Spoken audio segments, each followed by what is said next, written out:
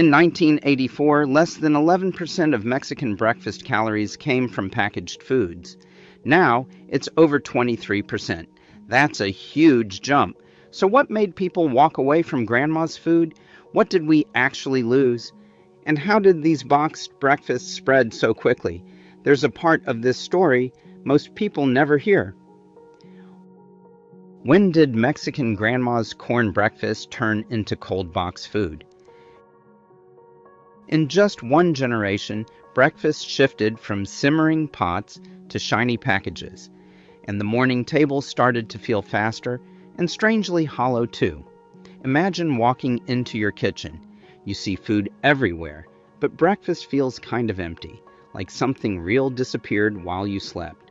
Have you ever had that weird, empty morning feeling? This isn't just in your head. Years back in Mexico, everyone started the day with corn. Corn wasn't just a side, it was breakfast. Long before cereal boxes, before sweet yogurts, people used maize every single morning. It's not a guess.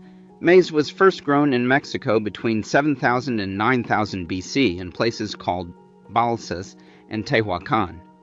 For thousands of years, mornings meant hot corn drinks, fresh tortillas, or simple beans. Nobody reached for flakes in a box. Here's something most cereal ads will never mention. Corn in Grandma's day wasn't just boiled.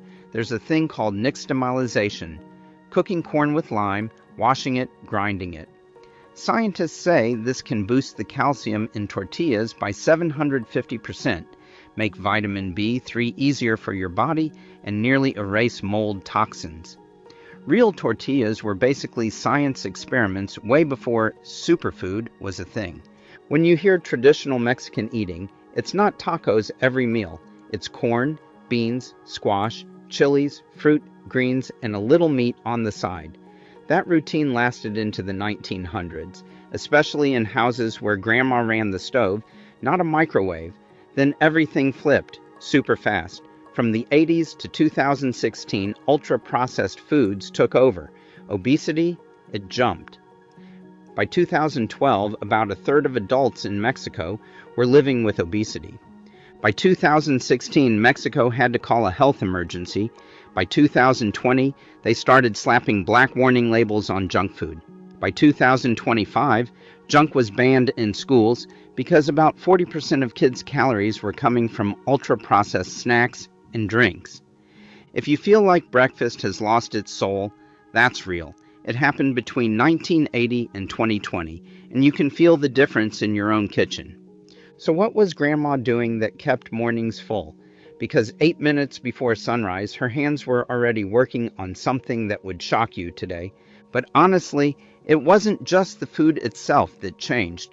What about those early mornings, when Grandma was already in the kitchen before anyone else even woke up? Do you ever miss how Grandma warmed tortillas before the sun was up? Mexican grandmas in rural homes could spend up to 6 hours a day just on corn work. Can you picture that? While you were sleeping, she was already making breakfast by hand. Ever smell tortillas in the morning and feel like it's the best alarm clock? Back in the day, Grandma didn't need timers or recipes. She soaked corn, ground it herself, checked the dough just by touching it, then made tortillas with her hands. The comal, flat pan, sat on the stove for more than 2,000 years. When a tortilla puffed up, that was the green light for breakfast to start. While tortillas sizzled, beans simmered close by, maybe in a clay pot. Meat wasn't a daily thing. A real breakfast plate was simple: tortillas, beans, maybe an egg or a bit of cheese plus some salsa. Studies show that even in the 1960s and 70s, most of the food energy in rural Mexican homes came from maize and beans. Animal foods barely made a dent. And here's the part you might really miss: the smell. Kids woke up to corn steam and bean broth, not a phone alarm or a fridge full of cold milk. Café de olla, that cinnamon coffee, was brewing since the 1800s. No instant coffee back then. Morning was a real routine. Fire, masa, tortillas, plates, then off to school or work. It wasn't just about food. It told you someone cared about you before you even woke up. Now, It's phone, box, spoon, run. There's more calories, but less care. So what was on Grandma's small plate that kept kids going all morning? Here's where things get interesting. The real science is hiding in plain sight. Now let's zoom in on why that simple plate stayed with you long after the last bite. Why did her beans and eggs keep kids full longer than bright cereal ever does? A milpa field can feed more than 13 adults carbs for a year, using only 1 hectare. So why does a simple breakfast keep you full, while a big bowl of cereal leaves you hungry again in 2 hours? Let's break down the real trick. It's all about the combo: corn tortillas plus beans. Eaten together, they give your body complete protein, like meat, but with more fiber and way less fat. That's not just old wisdom, it's proven by modern nutrition studies. Back in Grandma's day, farms used the milpa system, corn with beans and other crops. That one little field could make enough food for an entire village all year long. On your plate, that meant steady energy and no crash before lunch. Science backs this up. In 2016, a study of Mexican-American women showed that the old Mexican breakfast, lots of tortillas, beans, and veggies, helped keep blood sugar levels steadier than a typical U.S. diet, even if their weight didn't change. But what's happened now? In the 2000s and 10s, ultra-processed cereals and snacks took over. By 2016, 40% of preschoolers' daily calories were just sugar, white flour, and cheap oils in bright wrappers. These foods hit you fast, spike your blood sugar, then drop it, so you're hungry again by mid-morning. That's why a cereal bowl never sticks, like Grandma's food did. So if you ever said, cereal just doesn't hold me like her breakfast, you're right. The old plate used slow, steady power. But the real curveball? The kitchen tools changed too. Let's look at what else shifted. Right under our noses. It's not only the recipes that shifted, even the tools and habits in the kitchen got swapped out for something way different. And that move changed everything for families. When did we swap her clay pan and masa for plastic bread and packets? By the 1960s and 70s, brands like Maseca sold instant corn flour that replaced the old grinding routine. Remember when masa and a clay pan ruled the kitchen? Now, walk into any kitchen and you see plastic-wrapped bread, packets, and boxes everywhere. So when did we trade the old tools for all these packages? For centuries, every tortilla started as real maize. People soaked it, ground it, shaped it, and cooked it fresh. In the 1900s, small city mills helped with the grinding. But the real game changer came in the 60s and 70s. Instant corn flour. Just add water, and you skip the hard part. Suddenly, factories could mass-produce tortillas. Later, even the shelf bread and cereal invaded every kitchen. Trade rules made this move faster. In the 80s and 90s, NAFTA and similar deals let U.S. food giants send even more processed flour, cakes, and cereals into Mexico. Research shows that from 1984 to 2016, calories from ultra-processed foods more than doubled in Mexican homes, while fresh food fell. Now, Grandma's bowl of masa and sack of beans, replaced by plastic bread, instant noodles, boxed cereal, toaster pastries. It looks like you have more options, but real choices moved far away from your hands to a factory. Soon the government stepped in, trying to slow the damage, and families began seeing signs on the foods kids grabbed. That's how deep the packet and freezer swap has cut into real life. It's not just about what you eat, but how you make it. And now, the pain point: more food, less fullness. Let's see how that happened, because the hunger story gets even weirder. If Grandma fed a whole house with corn, beans, and love, why are we still hungry now? By 2012, Mexico had 26 million adults overweight and 22 million with obesity. Shelves look packed, but real fullness is hard to find. What happened? The milpa system was built to work for people and the land. A single hectare could give enough carbs for more than 13 adults, protein for nearly 10, plus loads of vitamins. Grandma's pot made that work on a small scale. Dried beans, maize, oil, garden veggies, all feeding a big family each morning. Even in the 60s and 70s, rural homes spent their money on grains, not brands. Now, a lot of breakfast cash goes to marketing, processing, and flashy packaging. Ultra-processed foods, loaded with sugar, salt, and bad fats, make it easy to overeat, but don't actually satisfy you. They light up your brain fast, then leave your body asking for more. Here's the shock. By 2012, millions of Mexican adults were overweight or obese. In 2016, the government called an official alert. By 2025, 18% of kids and teens had obesity, and ultra-processed foods were giving them around 40% of their daily calories. Kids eat more than ever but feel tired, wired, and still hungry. A full plate can leave you empty. Grandma's old, poor breakfast now looks like luxury online. Handmade tortillas, slow beans, local eggs, fruit. If that old way keeps people full and the new way keeps them craving, you know there's a health trick hiding in her small steps. But what's inside those small plates that matters most? Let's break it down piece by piece. Hey, if you're thinking, wait, is this why my breakfast feels off now? Just stick with me. I'm about to show the most surprising part, and trust me, you don't want to miss what's coming next.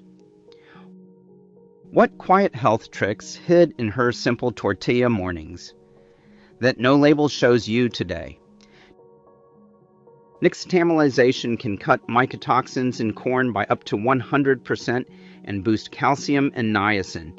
Ever wonder what made Grandma's simple food so powerful? She built real health armor without ever reading a label. First, look at the corn. Nixtamalization doesn't just soften it, it makes more minerals available and nearly wipes out toxins linked to cancer. That's why a real corn tortilla is nothing like a puffed corn snack or flour wrap. Beans were the second magic ingredient. Beans are loaded with plant protein, fiber, iron, and magnesium. When you eat beans and tortillas together, you keep cholesterol and blood sugar in check. It's not just about being full, it's about feeling steady hour after hour. The science is clear. In 2016, women who ate a traditional Mexican pattern had lower insulin levels than those on a U.S.-style diet, even if their weight didn't change. A 2023 study found that Mexican adults who stuck to the old food patterns had less liver fat and lower signs of liver problems. Don't forget the color. Grandma's plates weren't just beige. She used tomato salsa, chili, avocado, nopal. Studies in 2019 and 2023 show these plant-heavy meals can lower the risk of diabetes, heart issues, and even some cancers, especially if you keep the junk food out. Today, health teams want families to add back beans, corn, and nopal, not ditch them. By 2020, junk food was so common with kids, black warning labels had to go on snacks, and by 2025, those snacks were banned in schools. Farewell, junk food. Straight from the health ministry. Grandma may never have said niacin or fiber, but science finally caught up and said, yes, that plate really works. But what if food was only half the story? Maybe the real trick was in the rhythm, the way those mornings started. What if losing Mexican grandma's dawn kitchen rhythm is why mornings feel empty and fake? The Milpa system can help prevent diabetes, high blood pressure, and obesity, research shows. Food isn't just about numbers or vitamins, it's a whole routine. And when you lose that rhythm, things change, fast. For ages, the Milpa and the kitchen were at the center of daily life. A 2025 study says the Milpa doesn't just give you protein and fiber, it brings plant compounds that help prevent sickness, but none of it works without the daily rhythm, usually kept by Grandma. Café de olla isn't just coffee, it's a ritual. You cook it slowly, with cinnamon and sugar in a clay pot. The smell wakes everyone up, and it's a signal. Someone cares, someone got up for you. Instant coffee, it just doesn't hit the same level. Studies now show that people who keep the old food routines, corn tortillas, beans, soups, feel more comfortable, less stressed, and have better health. It's not just about your body, it's about your heart. Some grandmas never stopped. Like Doña Mela in Michoacan, who still cooks with wood fire, grows her own milpa crops, and talks on the radio about the art of good living. She says, simple food with strong nutrients is the real luxury. It feeds you and your story. But when you lose the rhythm, mornings turn into wake, scroll, grab, run. You can hit your calorie goal and still feel like you're missing something. Your day doesn't start in a warm circle, it starts alone, with screens and wrappers. Mexico's new health rules, soda taxes, warning labels, junk food bans, are all about dragging people back toward those old, safer mornings. So what happens if you try a tiny piece of that old rhythm tomorrow? Because even the smallest change can start something big. If you brought back just one old grandma breakfast tomorrow, what else in your life quietly shifts with it? By 2022, 18% of Mexican kids and teens had obesity, with 40% of calories from ultra-processed foods. This isn't just some old story, this is your move. Want to feel the change? You can start right now. You don't need to live on a farm, don't need an open fire. Even with a small kitchen and a gas stove, you can bring a piece of this back. Picture it. Tomorrow, you wake up 20 minutes early. You heat a pan, skip the white bread, go for real corn tortillas. Open up beans you made Sunday night or grab a decent canned bean. Mash them with onion and oil, spoon onto the tortillas, top with an egg or cheese if you want. You drink coffee or tea with less sugar, or try your own café de olla.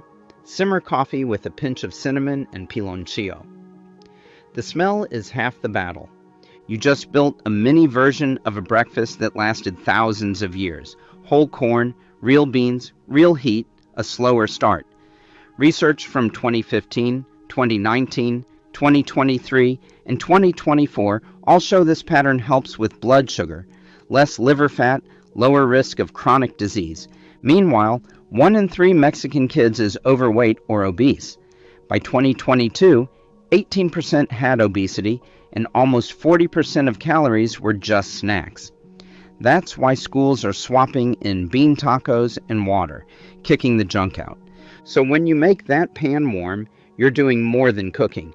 You're making a real choice. Grandma's slow plate, not some quick, sweet fix. The first change? You stay full until lunch. A few weeks later, mornings feel less crazy. Maybe a kid in your house catches that smell. Warm corn, first thing, just like you remember. If one breakfast in 2026 can shift your mood, your health, your home, what could a year of those mornings do? Here's what nobody expects. One warm tortilla might just pull your whole past into the present and fix what you didn't even know was missing. If you never realized how much breakfast changed until now, I want to hear what you remember or what you miss in the comments below. Was there something your grandma did that nobody does today? And if you're just as curious about what else has quietly shifted in our lives, there's a lot more to uncover. Tap the next video on your screen right now, and let's dig into the stories nobody else is telling. Thanks for watching.